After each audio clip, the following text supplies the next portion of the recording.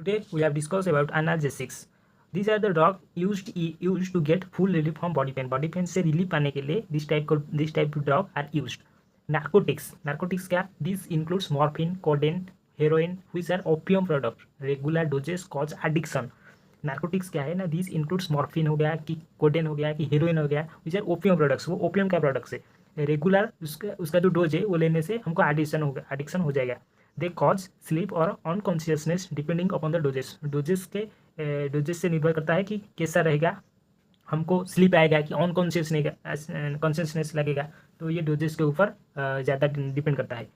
तो मॉर्फिन का स्ट्रक्चर आप देख सकते हो, ये कोडेन का स्ट्रक्चर है.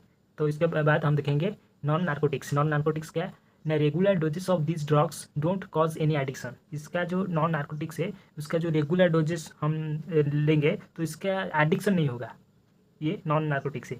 एग्जाम्पल क्या है ना, एनाल्जिन, एस्पिरिन और these have a antipyretic property. इसका एंटीपायरेटिक प्रॉपर्टी है तो इसीलिए वो एडिक्शन नहीं कर सकता. तो ये देख सकते हो एस्पिरिन का ये स्ट्रक्चर दिया गया है और ये एनाल्जिन का स्ट्रक्चर है. तो इसके बाद हम देखेंगे some drugs are used both as antipyretic and analgesic are aspirin, analgin, paracetamol etc. ये सब. तो इसके बाद हम देखेंगे सिंथेसिस ऑफ एस्पिरिन. एस्पिरिन का synthesis, it is synthesise from salicylic acid by one step process. ये जो एस्पिरिन है वो सिंथेसाइज होता है कैसे, सैलिसाइक्लिक एसिड से. वो वन स्टेप प्रोसेस है. यहाँ पे देख सकते हो ये सैलिसाइक्लिक एसिड है तो इन H2SO4. तो यहाँ पे एस्पिरिन बना जो एसिडिल सैलिसाइक्लिक एसिड है. तो इसका यूज़ क्या है हम देखेंगे. It is a common remedy for the relief of headache, muscular pain and toothache, but not recommended to children. इसको हम चिल्ड्रेन को रिकमेंड नहीं कर सकते. इसको कॉमन रेमेडी फॉर किसके लिए, रिलीफ फ्रॉम हेडेक और मस्कुलर पेन, इससे हम यूज़ करते हैं.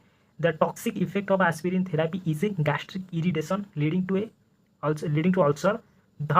Thus should not be taken in empty stomach. इसको हम एम्प्टी स्टोमक में नहीं ले सकते. तो ये टॉक्सिक इफेक्ट है जो कि गैस्ट्रिक इरिटेशन करता है. The calcium salt of aspirin is soluble in water, is better than simple aspirin as it has few side effect. ये क्या बोला कि the calcium salt of aspirin is soluble in water is better. ये जो soluble जो calcium salt of aspirin is better than the simple aspirin. So example क्या है, Disprin. तो डिस्प्रिन के बारे में जानेंगे. Disprin contains calcium carbonate and anhydrous citric acid besides aspirin and thus renders aspirin water soluble, hence is more effective. Thank you.